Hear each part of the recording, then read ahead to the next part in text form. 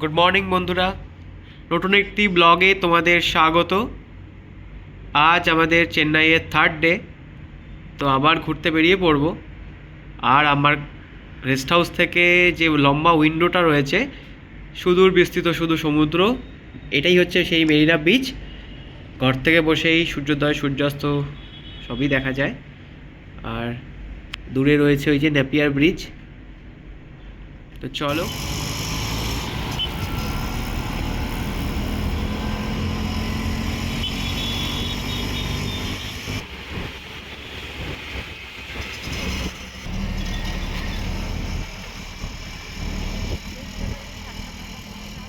নমস্কার বন্ধুরা, আমরা অলরেডি এসে গেছি SBR সঙ্গীতা রেস্টুরেন্ট।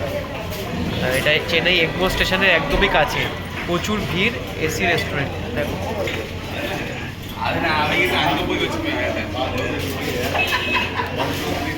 এখন বাজে দুপুর 1:30।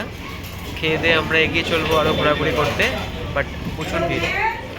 আজকের ব্রাঞ্চের menu: ghee podi masala dosa with white chutney, sambar.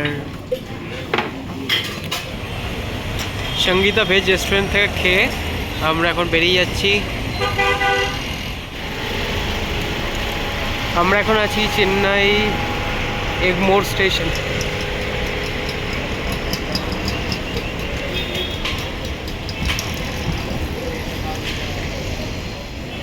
এই এগমোর স্টেশনটা কিছু গাড়ি সাউথ ইন্ডিয়া যেগুলো যায়, আরও কেরালা সাইড, এর্নাকুলাম সাইড, তো যারা চেন্নাই সেন্ট্রাল ঢুকবে না সেই সমস্ত গাড়িগুলোই চেন্নাই এগমোর স্টেশন হয়ে বেরিয়ে যায়।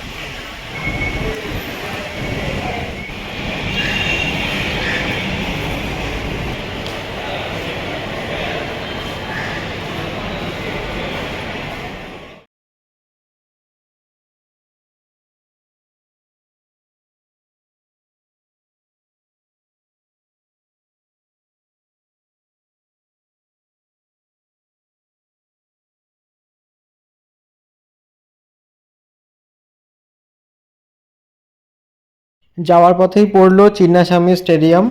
এটা একটা ক্রিকেট স্টেডিয়াম, চেন্নাইয়ের জনপ্রিয় ক্রিকেট স্টেডিয়াম। আর এর মাথায় যে সাদা স্তম্ভ রয়েছে সেটা দেখে কে চেনা যায় যেটা চিন্নাস্বামী স্টেডিয়াম। ব্রাঞ্চ খেয়ে আমাদের ইচ্ছা ছিল পুরো চেন্নাইটা যে এই সমস্ত জায়গাগুলো এখনও দেখা হয়নি, যেমন বিবেকানন্দ হাউস, যেটা আমাদের রেস্ট হাউস থেকে একটু কাছেই ছিল, তো সেই জন্য আমরা সেই দিকে মানে আমরা মেরিনা বিচের দিকে আবার ফিরে আসছি। আর এখানটাই রয়েছে মাদ্রাস ইউনিভার্সিটি, রাস্তার উপরেই পড়ে। আর এই যে স্তম্ভটা দেখতে পাচ্ছ, সেখানেই চেন্নাইয়ের অভিনেতা, জনপ্রিয় অভিনেতা পুরুষচিত থালাইভার MGR, যার নামে MGR চেন্নাই সেন্ট্রাল স্টেডিয়াম। আমরা এখন চলে এসেছি মেরিনা বিচের পাশে অবস্থিত বিবেকানন্দ হাউস, আর ঠিক সামনে 10টা থেকে 12:30 দুপুরে এবং বিকেলে 3টে থেকে সন্ধ্যে 7:30, 7:15 টিকিট ভেতরে। কি সুন্দর! রাতেবেলা আরও ভালো লাগে, লাইট জ্বলে। Secret place. ভিতরে ফটো তোলা বারণ, সিসিটিভির আওতাভুক্ত। বাইরে তোমরা ফটো তুলতে পারো।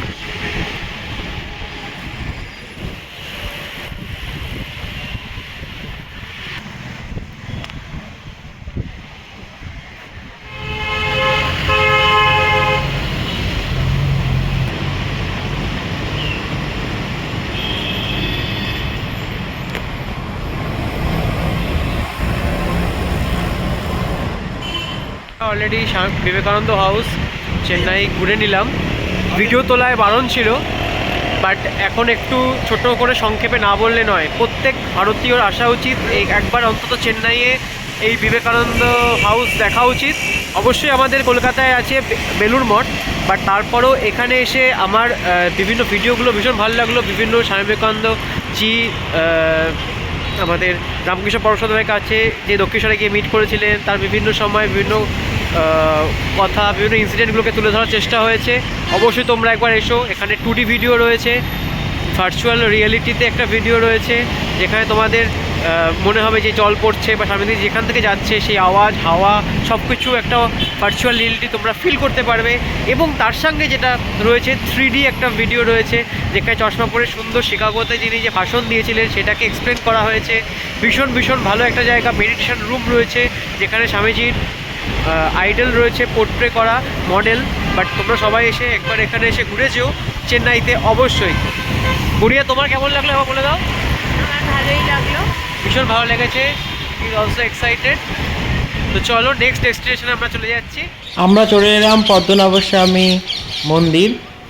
চেন্নাইতে দেখলাম ভীষণ স্ট্রিক্ট, তো আমাদেরকে অ্যালাউ করলো না, কারণ মেয়েদেরকে অবশ্যই করে আসতে হবে এবং ছেলেদেরকে অবশ্যই করে আসতে হবে, আদারওয়াইজ সেটা মন্দিরকে অ্যালাউ করবে না। এই যাওয়ার পথে তো আমরা মন্দির থেকে বেরিয়ে এলাম এবং চলে আসছি এই ন্যাপিয়ার ব্রিজ। এটা রাতেরবেলা ভীষণ সুন্দর লাগে, কারণ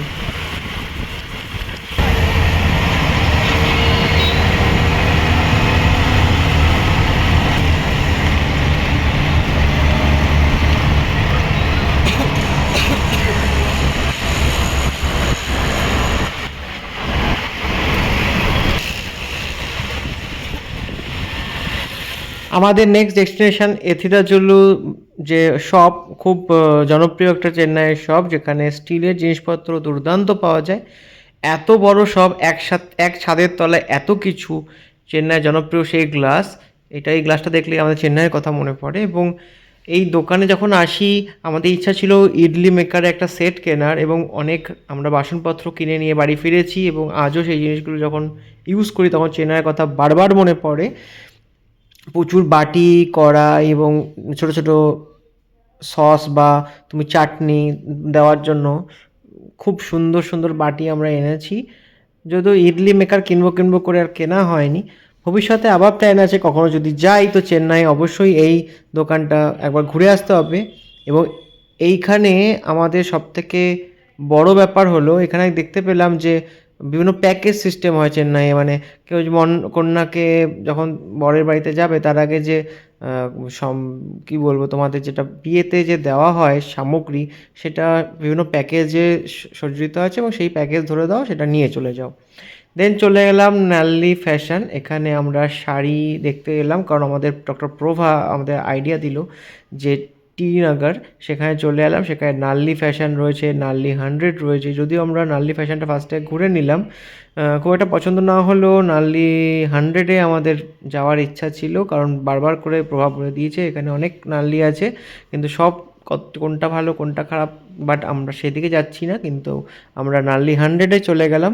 কিন্তু তার আগে আমরা নাল্লা ফ্যাশনে বিভিন্ন শাড়িজ দেখছি। অবশ্যই ওদের কাঞ্জিবরম শাড়িটা ভীষণ ভীষণ জনপ্রিয়, এবং দেখলাম ট্যালি করে গুড়িয়াও বললো যে কলকাতা থেকে 2000-3000 টাকার দাম একটু কমও হয়, কারণ এইগুলো